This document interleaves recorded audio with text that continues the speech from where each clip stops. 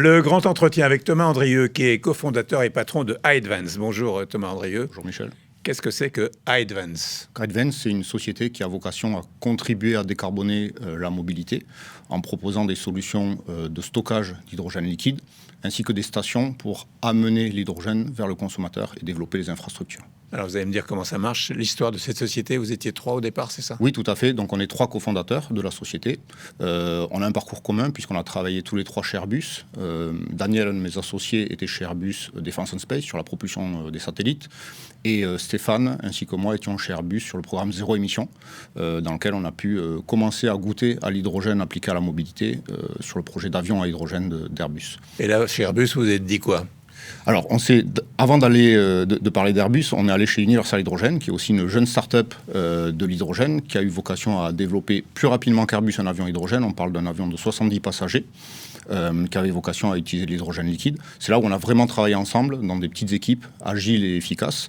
À la fin d'Universal Hydrogen, on a décidé effectivement de se lancer dans notre propre aventure, partager ce savoir-faire pour déployer la mobilité hydrogène au sein de l'industrie. Et là, vous avez créé iAdvance. On a créé iAdvance, effectivement, en novembre 2024. Donc, c'est une société qui est relativement jeune, on va dire, mais composée principalement de 3 fondateurs experts sur le sujet, puisqu'on a pu travailler longtemps sur les sujets des réservoirs hydrogène et des stations, dans un contexte, on va dire, novateur, qui est le contexte start-up. Donc, c'est une évolution normale, finalement. Je ne vous demande pas comment vous êtes arrivé là, vous venez de me le dire.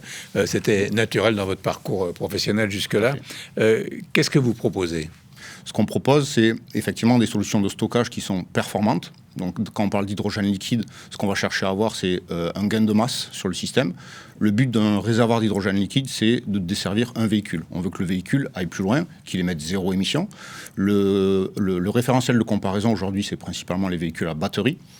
Donc, ce qu'on va pouvoir atteindre avec des réservoirs d'hydrogène liquide, c'est des masses beaucoup plus faibles et des autonomies multipliées par 4. Donc, quand on compare un véhicule à batterie à un véhicule à hydrogène couplé à une pile à combustible, qui va nous permettre d'alimenter en électricité un moteur, on va multiplier l'autonomie par 4, ce qui est très intéressant, effectivement, quand on cherche de la performance.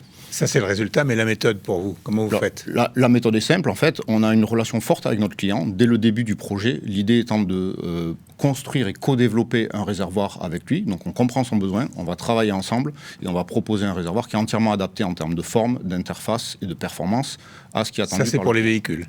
Pour les véhicules, tout à fait.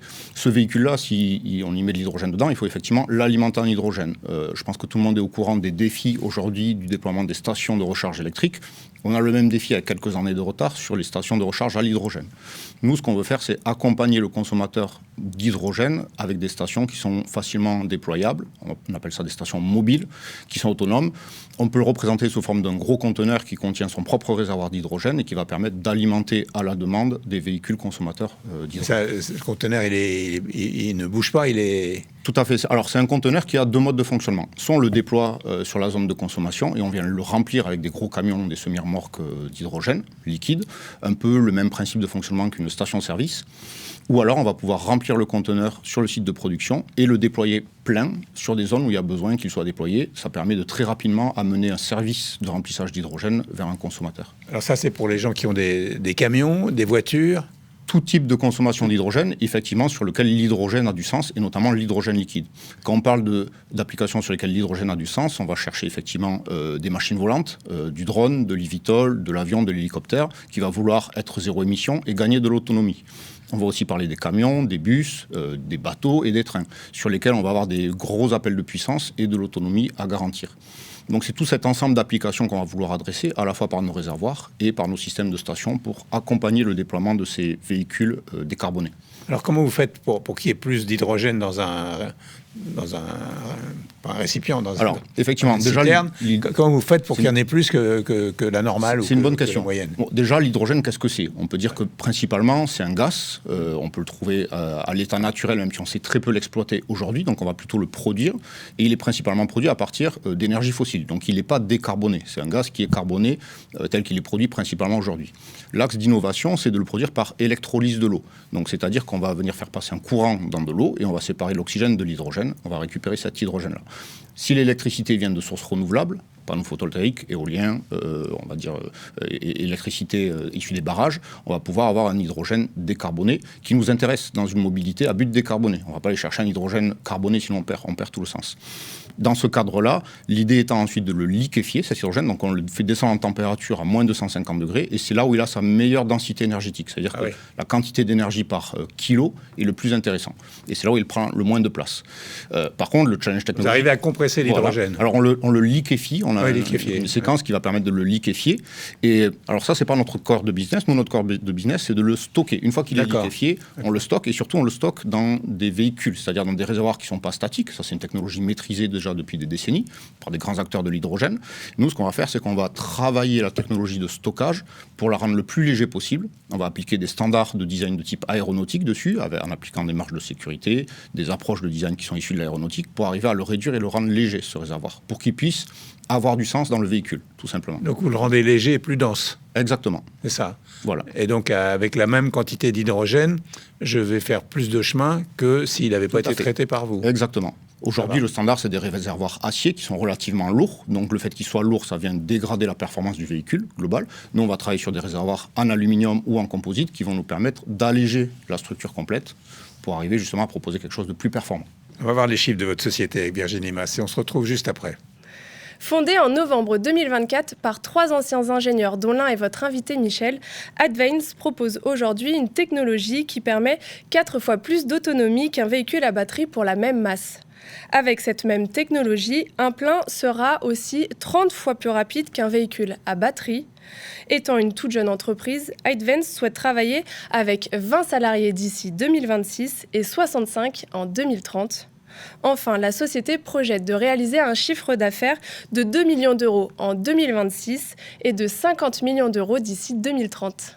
On voit que vous avez des objectifs élevés, donc vous démarrez, vous êtes une société jeune, 2 millions d'euros de chiffre d'affaires en 2026, objectif 50 millions en 2030. Tout à fait. Ah oui. Effectivement, aujourd'hui, si on regarde les projections sur l'hydrogène, on a plus ou moins 2 tendances. Une tendance un peu pessimiste et une tendance un peu optimiste. Donc l'idée étant de se greffer entre les deux. Pourquoi l'hydrogène peut amener de la valeur au secteur de la mobilité ? D'une, il va amener de la valeur parce qu'il permet d'augmenter l'autonomie. Comme je disais, doubler par 4, par exemple, par rapport à du véhicule électrique, qui est plus ou moins la principale alternative. Le but n'est pas de remplacer le véhicule électrique avec de l'hydrogène, c'est de venir compléter l'offre du véhicule décarboné sur les secteurs où il y a besoin d'autonomie et de puissance. Donc, il y a un secteur qui est en train de se développer. Le challenger du déploiement de l'hydrogène, c'est son prix. Aujourd'hui, on a un prix de l'hydrogène qui est trop élevé pour venir challenger le véhicule électrique à la pompe, au prix à la pompe. Malgré tout, en parallèle, on a lancé des initiatives au niveau européen, voire même mondial, depuis 2020, pour produire un hydrogène décarboné à un prix atteignable. Donc, c'est les effets de volume qui vont faire chuter le prix d'ici 2030 et qui vont rendre finalement l'hydrogène accessible et intéressant d'un point de vue financier pour la mobilité. Ça, c'est sûr. Alors, ça reste des projections. Ouais. Mais effectivement, aujourd'hui, sur les projections, on peut s'appuyer dessus parce que les dynamiques sont lancées. Voilà. Aujourd'hui, il y a un ensemble de dynamiques qui sont lancées pour produire des électrolyseurs, donc produire de l'hydrogène vert décarboné, à un prix qui sera intéressant. On parle ici d'autour de 5 € le kilo à la pompe pour avoir un hydrogène qui vient en compétition avec une recharge électrique à la pompe, si je prends ce qui est comparable. Qui sont vos clients ? Donc nos clients, ça va être des fabricants de véhicules, on va dire zéro émission ou décarbonés. Ça va être soit des fabricants de véhicules à batterie et moteur électrique qui cherchent à gagner en autonomie, soit des fabricants de véhicules qui utilisent déjà de l'hydrogène sous sa forme gazeuse et qui vont aussi rechercher de l'autonomie, chercher à doubler l'autonomie par exemple avec de l'hydrogène liquide. Ces fabricants-là, souvent, veulent proposer à leurs propres clients des infrastructures, c'est-à-dire qu'ils vont vendre un véhicule, mais ils vont aussi proposer un réseau de distribution d'hydrogène. Donc on peut aussi arriver à discuter avec eux du sujet des stations. Et ensuite, les gestionnaires de flotte ou de réseau vont, eux également, avoir besoin de stations d'approvisionnement en hydrogène pour leurs véhicules. Quelle est la place de l'innovation ? Alors l'innovation est vraiment au cœur de notre démarche. D'une, parce que c'est des technologies qui sont innovantes et en rupture. On a 3 axes forts d'innovation qui sont, la miniaturisation. Il faut arriver à miniaturiser des standards de l'industrie qui sont appliqués justement et adaptés à l'industrie pour alléger la masse des réservoirs, comme je le décrivais tout à l'heure. Donc proposer des solutions qui sont intéressantes et intégrables dans le véhicule. On a un axe fort de réduction du prix de la vente qui passe par la réduction des coûts de fabrication. L'ensemble des équipements coûtent aujourd'hui extrêmement cher parce qu'ils sont faits en petite quantité. Et ensuite, on a aussi un axe fort qui est le transfert de l'hydrogène. Comment transférer simplement de l'hydrogène liquide entre 2 réservoirs ? Donc le sujet de la station.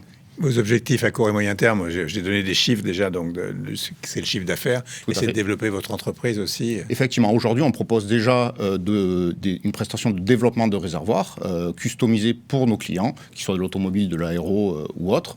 Donc c'est déjà une prestation qu'on propose avec une expertise là-dessus. Ce qu'on veut faire, c'est développer un axe fort de R&D. Pour mars, on a prévu de sortir un premier réservoir d'hydrogène liquide de 0,5 kg pour les drones, application qui est en train de se développer énormément pour aller chercher de l'autonomie sur des sujets militaires ou civils.